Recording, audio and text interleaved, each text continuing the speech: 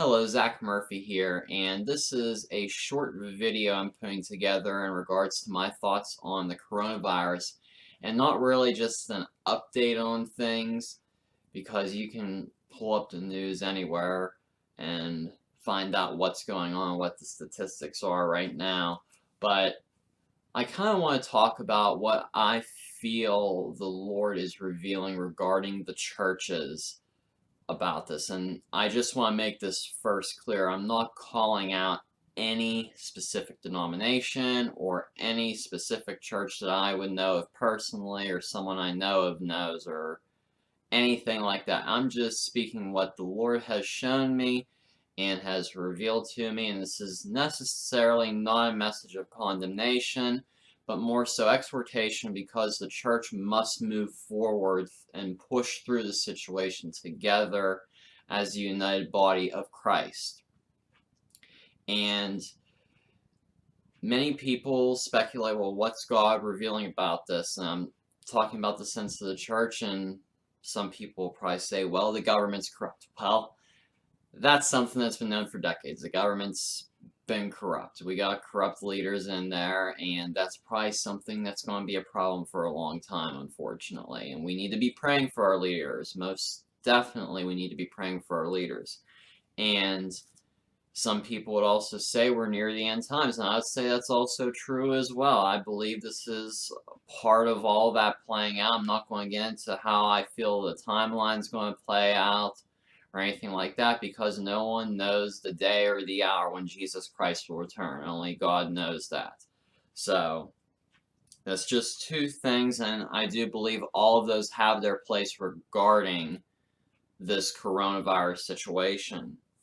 But what I want to talk about is something very important the Lord is revealing about the churches, and it's almost like a full blood panel has been taken of all the churches in the United States or even around the world. And different tests have been ordered. When you go to the doctor and they, order your metabolic panel or your lipid panel, they order all those general routine tests, all those different panels to test everything, and it's almost like the same thing's been done to the church throughout all of this, for what the Lord's at least revealed to me in my time with Him. And the one thing that has consistently come back for a very big majority of churches, is there is either a lack of or non-existent level of true biblical spiritual warfare. And I want to read to you a passage, and this comes from Ephesians chapter 6 and verse 10 through 18. I'm going to read to you. And I encourage you, go back and read the book of Ephesians. Very good book, especially pertaining to spiritual warfare. Very good book in the Bible. All of them are good. I should say all the books of the Bible are good, but a good one to reference for spiritual warfare. A lot of good scripture in there for that. And it says, finally, be strong in the Lord and in strength of His might. Put on the whole armor of God, that you may be able to stand against the schemes of the devil. For we do not wrestle against flesh and blood, but against rulers, against authorities, against the cosmic powers of this present darkness, against the spiritual forces of evil in the heavenly places. Therefore, alright, when you see the word therefore in the Bible, go back in the next few verses, see why it's saying therefore. It's also like because of what was said previously. Therefore, which is because we wrestle against authorities of darkness in spiritual places. We don't wrestle against flesh and blood. That's why it's saying, therefore, take up the whole armor of God, that you may be able to withstand in the evil day, and having done all, to stand firm. Is the church standing firm today? Stand therefore, having fastened on the belt of truth, and having put on the breastplate of righteousness, and as shoes for your feet, having put on the readiness given by the gospel of peace. In all circumstances, take up the shield of faith with which you can extinguish all the flaming darts of the evil one. And take the helmet of salvation, the sword of the Spirit, which is the Word of God, praying at all times in the Spirit with all prayer and supplication. To that end, keep alert with all perseverance, making supplication for all the saints. Praying at all times in the Spirit. What is that talking about right there? Are all churches praying at all times in the Spirit? I would say no, because some churches believe that the baptism of the Holy Spirit is not for today. And that's sad. And that is one of the things the devil would love everybody to believe, is to believe that tongues are not for today. Tongues for edification. Tongues for intercession. There's different types of tongues. If you look close enough in the New Testament, especially in 1 Corinthians and even in Romans chapter 8. And people come up with these different theologies, and you gotta ask yourself, is your theology from man or is it from God? When was the last time you opened up your Bible and cried out to God, teach me, before you read your Bible? When was the last time you did that? These are all questions we have to ask ourselves. And not just talking about spiritual gifts, but talking about all things in the Bible. We should constantly be asking every time before we go in and do our daily reading of the Bible or our daily study of the Bible. Cry out to the Lord to teach you, for the Holy Spirit to teach you. The Holy Spirit will lead you into all truth. And that is something that was promised by Jesus Christ. So is your theology from God or is it from man? And that's just something we have to ask ourselves. And I want to get this out straight. I agree 100% that there is abuse in Pentecostal and charismatic circles. There is a lot of abuse with spiritual gifts in many different circles. There's a lot of abuse. There are charlatans out there. There are people that do false miracles. And it is sad because it discredits the people that are truly genuine. And some people are just in it for the money and to have a nice house and a nice car and private jets and all that stuff. That's not what it's about. It is not about that. It is about bringing glory to the Lord, not bringing glory to your bank account or to your private jets or whatever. That's not what it's about. And that's why I want to say that and make that clear. Because I agree 100% that there is abuse regarding spiritual gifts. There being false signs. The Bible warns against that. It says to test all spirits and not to resist them. Or not to resist spiritual gifts. That's something that's very clearly written in the scriptures. And one of the things is some people, they might get hurt with, they might go to a healing service and something doesn't go the way they think it should, or they may not agree. You can't let that cause you to go to one end of the extreme, which would to believe that all the gifts are not for today. So you can't let certain things cause you to go from one end of the extreme or to the other end of the extreme. You have to be 100% biblical.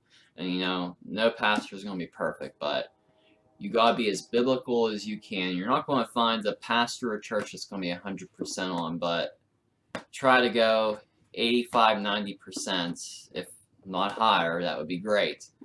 And even Jesus said in Mark chapter 16 verse 17, and these signs will accompany those who believe in my name.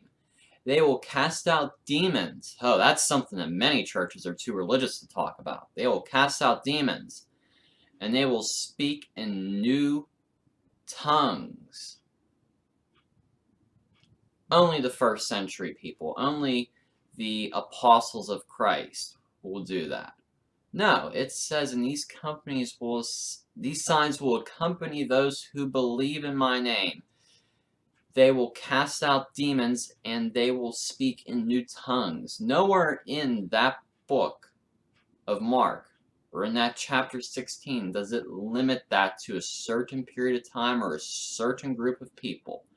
It's not limiting it to first century church people or to the book of Acts church or to the apostles of Christ. It's just talking about believers in general here, those who believe in the name of Jesus Christ. If you believe in the name of Jesus Christ, then, that's part of what we're called to do here. And, I'm not saying here that everybody is called to cast out demons out of someone. Some people are called to a deliverance ministry. Some people are called to that. But you have to realize that you do have authority in the name of Jesus Christ. If someone is truly possessed or oppressed by a demon, you have authority by the name of Jesus Christ of Nazareth to cast that out. And I've seen that firsthand on a very personal level, and I will make a video on that at some point. And speak with new tongues. Everybody can at least speak in tongues for personal edification. That is guaranteed. And I do have a teaching. I think I only had the blog post on it, but I probably will make a video explaining the different types of tongues that there are. I'm going to probably break it down, and we're getting close to the week of Pentecost here, so that would probably be a good time for me to do that.